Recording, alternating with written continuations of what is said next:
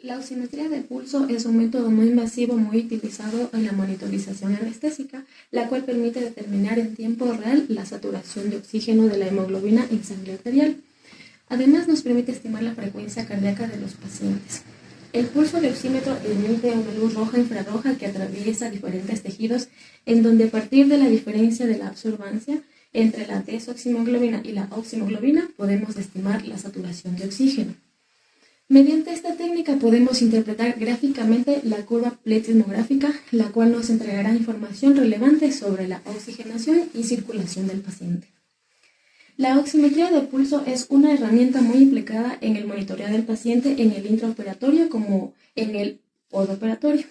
Es útil también para detectar hipoxemia y si ésta se debe a un compromiso pulmonar o circulatorio. El oxímetro de pulso está compuesto por un clip con un fototransmisor a un lado y un fotorreceptor en el otro. Mediante el pulso de flujo sanguíneo arterial puede medir la saturación de oxígeno y la frecuencia cardíaca del paciente. Esto se obtiene midiendo la absorción de luz a dos longitudes de ondas. La zona de medición emite pulsos luminosos que pasan a través del tejido donde se observa una cierta cantidad de luz. Esta luz es captada mediante un fotodetector, el cual está ubicado en el extremo opuesto del tejido. El fotodetector convierte esta luz en señal eléctrica. La señal del fotodetector ingresa al equipo para ser amplificada y procesada, proporcionando información cualitativa a través de la curva pletismográfica y también a la vez proporciona información cuantitativa por medio de la saturación de oxígeno. La oximetría de pulso se basa en los principios de la ley de Lambert-Beer, la cual consiste en cuantificar la cantidad de luz absorbida en una longitud de onda determinada. La longitud de onda de la luz roja oscila entre los 600 y 800 nanómetros y es más absorbida por la desoximoglobina, mientras que la longitud de la onda luz infrarroja oscila entre los 800 y 1000 nanómetros, siendo más absorbida por la oximoglobina. La hipoxemia arterial se define como una presión de oxígeno arterial menor a 60 miligramos de mercurio correspondiente a una saturación de oxígeno menor al 90%. La curva pletismográfica está compuesta por las siguientes secciones. La rama ascendente que corresponde a la descarga sistólica y posterior llegada del flujo sanguíneo a los tejidos. Esta va a depender de la contractilidad del músculo cardíaco. La meseta y la rama descendente que corresponde a la distribución del flujo sanguíneo de las arterias, la cual va a depender del tono vasomotor. La incisura discreta se ubica en la rama descendente de la sístole y representa el momento del cierre de la válvula aórtica. Además, es un indicador del tono vasomotor. La línea de base corresponde al volumen sanguíneo mínimo al final de la diástole. El área bajo la curva corresponde al volumen de sangre directamente relacionado con la descarga sistólica y el tono vasomotor. La curva pletismográfica es concordante con el electrocardiograma, es decir, que por cada pulso de la oximetría existirá un complejo QRS. Cuando vemos diferencias entre los pulsos de la curva pletismográfica podría estar relacionada con algún tipo de arritmias o con el ciclo respiratorio del paciente, lo que puede corroborarse mediante la realización de un electrocardiograma o con un capnograma. Durante la inspiración se genera una presión negativa dentro de la cavidad pulmonar, lo que disminuye levemente la capacidad del llenado del ventrículo izquierdo, causando un menor volumen del sistólico durante la inspiración y luego durante la expiración el volumen aumenta.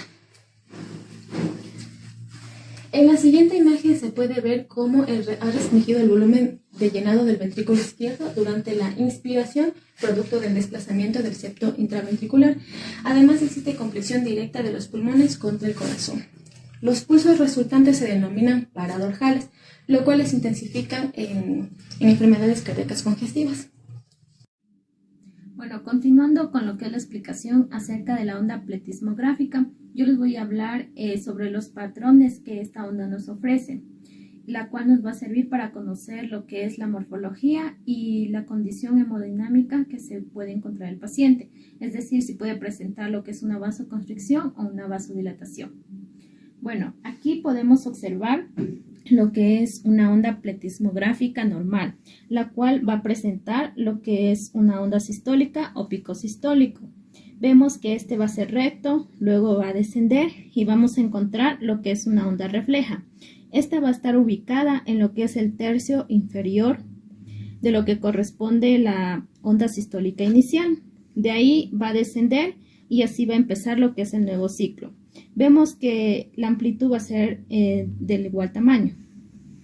Con relación al patrón de vasoconstricción, vamos a tener dos tipos. La vasoconstricción moderada y la vasoconstricción severa. Dentro de la vasoconstricción severa, podemos observar lo que es una disminución de la amplitud que corresponde a la onda sistólica. De ahí vemos lo que es una onda refleja. Esta se va a encontrar ubicada en el tercio superior de la onda que corresponde a la sistólica. A su vez va a descender y así se va a iniciar lo que es el nuevo ciclo. En la vasoconstricción severa podemos observar de igual manera una disminución de esta onda sistólica. De ahí esta va a descender y como pueden observar aquí no va a haber lo que es una onda refleja. Dentro de los patrones de vasodilatación tenemos tres tipos: leve, moderada y severa. En la vasodilatación severa podemos observar lo que es un aumento de la amplitud de la onda sistólica. Esta va a descender y podemos encontrar lo que es la onda refleja, la cual se va a encontrar separada de lo que es la onda sistólica inicial. Aquí podemos observar que se va a presentar lo que es un retardo de la elasticidad del vaso. En la vasodilatación moderada, en cambio, también podemos observar lo que es un aumento en la amplitud de la onda sistólica, la cual va a descender y podemos observar que aquí la onda refleja se va a encontrar plana o casi plana y va a estar ubicada al pie de lo que es esta onda sistólica. Mientras que en la vasodilatación severa podemos observar también lo que es un aumento significativo de esta onda sistólica, la cual va a descender, va a ser negativa y de ahí se va a presentar lo que es una onda refleja, la cual va a estar separada de esta onda sistólica para posteriormente así iniciar lo que es el siguiente ciclo. Tenemos que algunas de las características que nos van a dar lo que es una vasodilatación va a ser la hipertermia, el aumento del flujo sanguíneo, el uso de algunos fármacos como son los barbitúricos, los opioides, fármacos anestésicos como lo que es el isoflurano. Como conclusión podemos decir que la onda pletismográfica es muy importante ya que nos brinda, nos aporta información acerca de lo que es la saturación de oxígeno, también de la frecuencia cardíaca, de cuál es la variabilidad pletismográfica, acerca de si un paciente está presentando o no lo que es una hipotensión debido al uso de algún tipo de anestésico como es el propofol, además de que nos da a conocer qué tipo de vasodilatación presenta el paciente, es decir, si es leve, si es moderada, si es severa. También sobre el índice con relación a la amplitud que tienen los distintos tipos de patrones pletismográficos. Es la variabilidad tanto de profusión como de perfusión.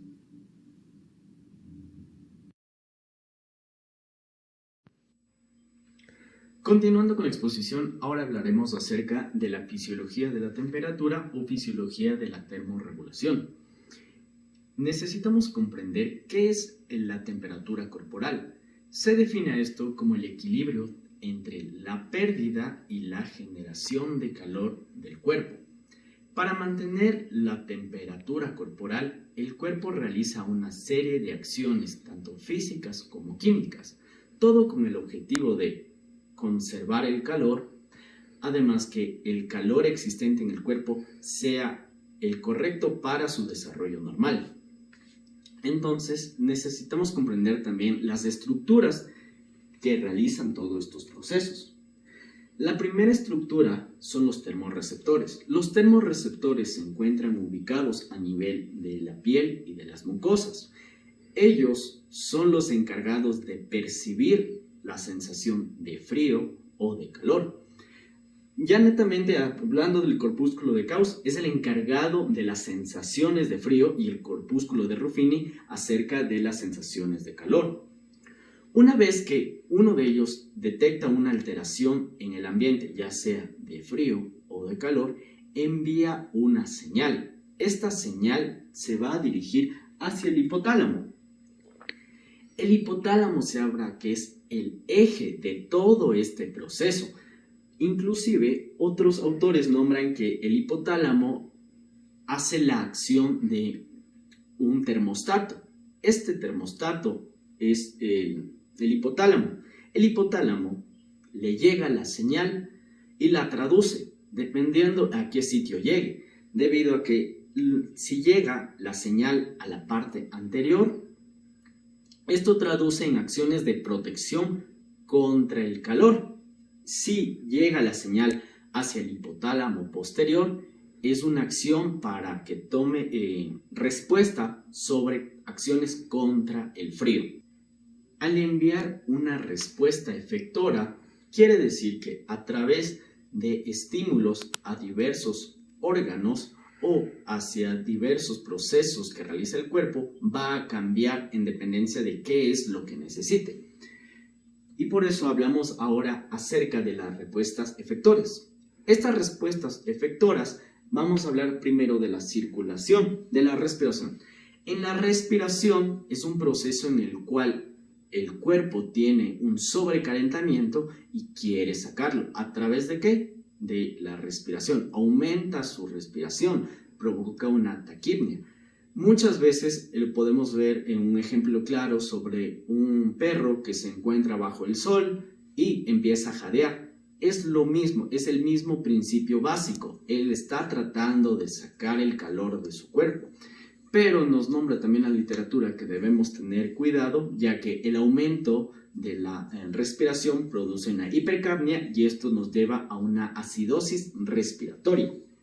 El siguiente punto es la circulación. La circulación juega dos papeles, en el cual si el cuerpo necesita sacar el calor, crea una vasodilatación. A través de la vasodilatación, el cuerpo elimina el calor. Una forma clara de ver esto es cuando las personas de tez blanca están haciendo ejercicio físico y se ponen de color rojo. ¿Por qué? Porque han vasodilatado y quieren eliminar el calor. Ahora, todo lo contrario, cuando quieren conservar el calor, lo que se crea es una vasoconstricción. Esta vasoconstricción, por ejemplo, se puede ver cuando hace mucho frío y las personas empiezan a tener una tez pálida. Ahora, la sudoración está junto con la circulación. ¿Por qué? Porque al momento que se vasodilata, al momento de vasodilatar, el cuerpo elimina calor que está evaporando y se crean unas gotas de sudor, o también lo conocen como gotas de agua. En la contracción tenemos dos mecanismos en el cual está cambiando el tono y la contracción muscular. Cuando yo necesito producir calor, lo que realizo es involuntariamente aumenta el tono y la contracción muscular. Esto puede verse tanto en escalofríos. Cuando una persona se encuentra en un ambiente frío, lo primero que realiza es tener movimientos, son a veces involuntarios, otras veces son voluntarios, pero con el mismo objetivo de generar calor. Cuando el cuerpo quiere eliminar el calor, realiza el ejemplo contrario. Lo que hace es que el tono aquí se ve disminuido y realiza menos contracciones musculares. Y como último tenemos el metabolismo. En el metabolismo tenemos varios procesos. Aquí son más químicos, cambios químicos que realiza. Un cambio químico, por ejemplo, es la epinefrina o la noradrenalina, que son catecolaminas que son segregadas. Eso para generar una vasoconstricción. Otro ejemplo son las hormonas como la hormona tiroidea, el cual la hormona tiroidea es un ejemplo claro, son en personas que son hipotiroideas, tienen aquí una disminución de esta hormona y por eso ellos tienen aquí la sensación de frío, lo tienen más presente que las personas que no tienen esta patología. Otro metabolismo también que lo realiza el cuerpo son quemando carbohidratos o también aumentando la producción de glucosa, ya sea para generar calor. Pero necesitamos también conocer la temperatura corporal y cómo se define que estamos bien o cómo se define que está alterado. La fisiología de Guyton nombra que la temperatura corporal normal, si es medido de manera central, debe ser lo normal de 36 hasta 37.5 grados centígrados.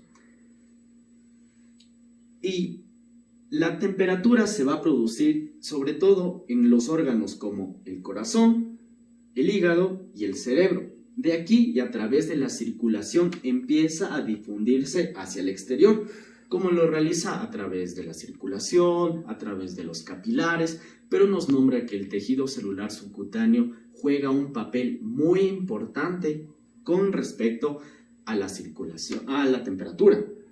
Si tengo una gran cantidad de tejido celular subcutáneo y, para ser más claro, tengo mucha grasa, tengo muchos adipocitos, estos conservan el calor, no dejan que el calor salga hacia el ambiente. Un ejemplo claro aquí son los osos pardos, los osos que viven en lugares fríos. Ellos tienen una gran cantidad de grasa magra para evitar que el calor se disemine hacia el ambiente. Ahora, la temperatura puede variar si es medido de manera central o de manera periférica. De manera periférica hablamos cuando la temperatura es medida a través de la radiación que emana el cuerpo o a través de dispositivos que, por ejemplo, se pueden colocar en la axila, otros que son para poblaciones pediátricas que se ponen en el conducto auditivo. Estos son mediciones de manera periférica. Mediciones de manera central se lo realiza a través de manera rectal, o hay otras mediciones que se realizan a través de cateterismos, en el cual a través de una vía grande, ya puede ser femoral, puede ser subclavia, ingresa a un órgano, en este caso el corazón, si seguimos de la circulación, y llega al corazón y toma la temperatura, porque ya nombramos que el corazón es uno de estos órganos que produce calor. Otros efectos que pueden verse aquí en que la temperatura cambie su manera es la actividad que estemos realizando. Por ejemplo, si la temperatura es medida a primeras horas de la mañana, al momento que hace frío, nos habla que si es medido de manera rectal, la temperatura puede estar llegando a 36 grados centígrados o menos. Ahora, lo habitual o lo normal, como ya se los habló, es desde los 36 grados hasta los 37.5 grados centígrados. Ahora, existe también otra manera en la que se puede elevar, se puede dar una febrícula en momentos de emociones grandes, o también se ve esto mucho en niños pequeños, debido a que ellos les abrigan demasiado para evitar ellos perder el calor. Y esto es una buena forma, porque también ellos, los niños pequeños, no poseen adipocitos, no poseen grasa, es por ellos que ellos pierden muy fácilmente el calor. Y como último punto, la manera más fuerte de producir calor es cuando el cuerpo humano realiza ejercicio físico de manera intensa o de manera prolongada. Aquí el cuerpo humano puede llegar inclusive a 40 grados centígrados, pero puede considerarse todavía como normal, debido a que solo es una transición hasta que él termine de hacer el ejercicio. Si termina de hacer el ejercicio, tiene un reposo y no continúa, no llegó a un valor normal, aquí estamos hablando de una patología o, en este caso, un cambio de la temperatura que se puede conocer como fiebre. Yo voy a hablar acerca de lo que es el termómetro. Este es un instrumento que nos permite medir la temperatura. A su vez, también existe la variante que es el termómetro clínico. El termómetro clínico, también conocido como termómetro médico, es un instrumento para medir la temperatura corporal en humanos y determinar si una persona tiene o no fiebre. Generalmente este mide un rango de temperatura corporal de entre 35 grados centígrados a 42 grados centígrados. Su uso puede ser doméstico u hospitalario. Continuando, vamos a hablar acerca de la clasificación que tienen los termómetros. Primero tenemos que va a ser según el tipo. El tipo va a depender de si son táctiles o remotos.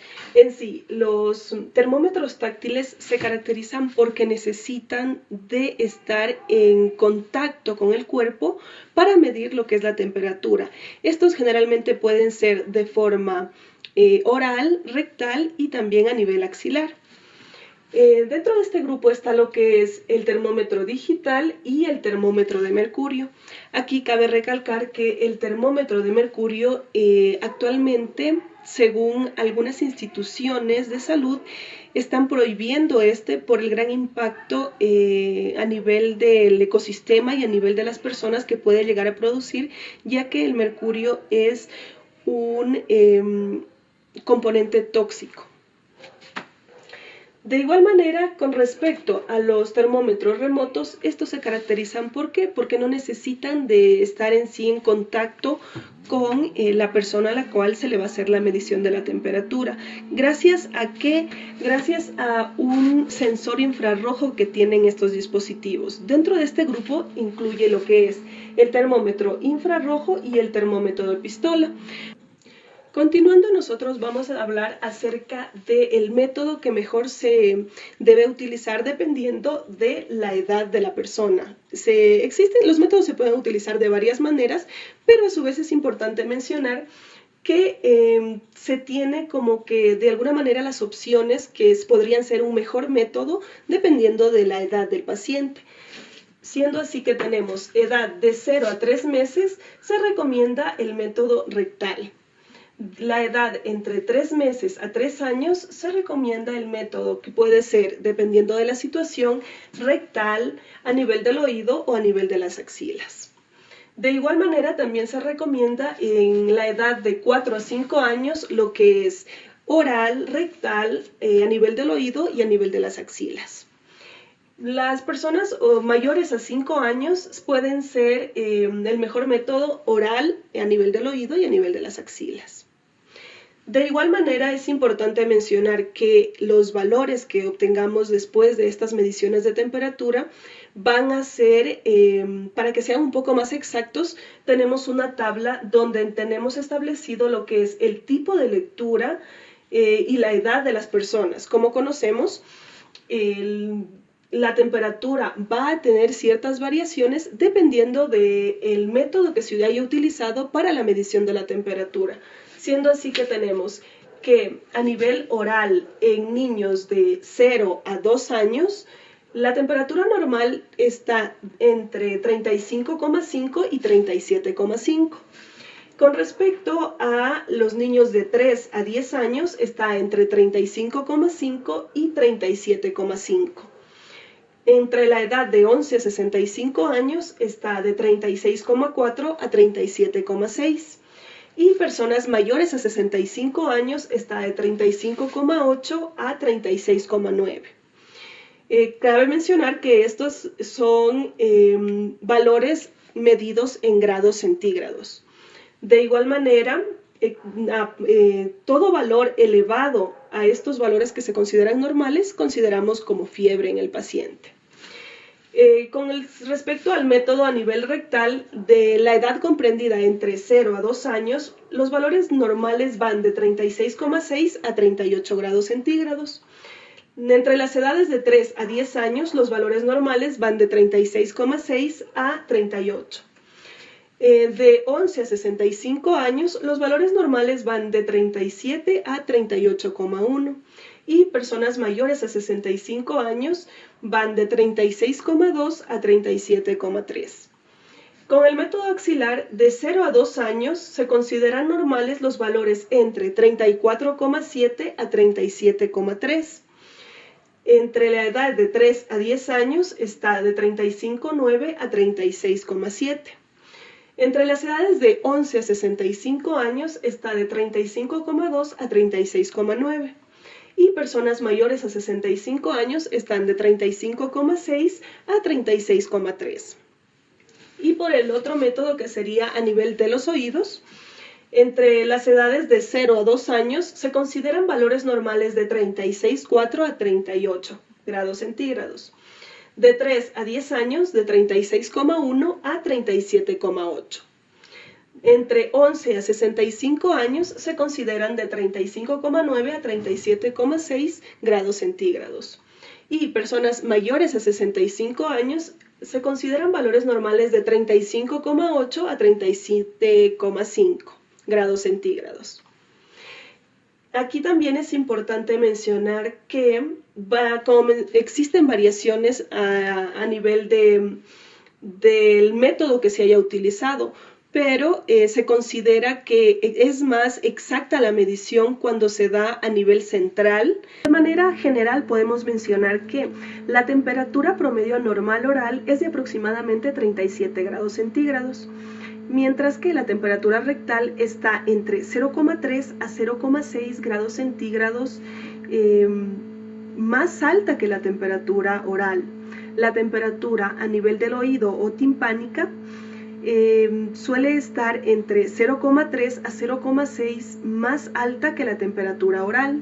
La temperatura a nivel de la axila o axilar suele estar entre 0,3 a 0,6 grados centígrados más baja que la temperatura oral. Y finalmente lo que es la temperatura a nivel de la frente o a nivel temporal suele ser entre 0,3 a 0,6 más baja que la temperatura a nivel oral.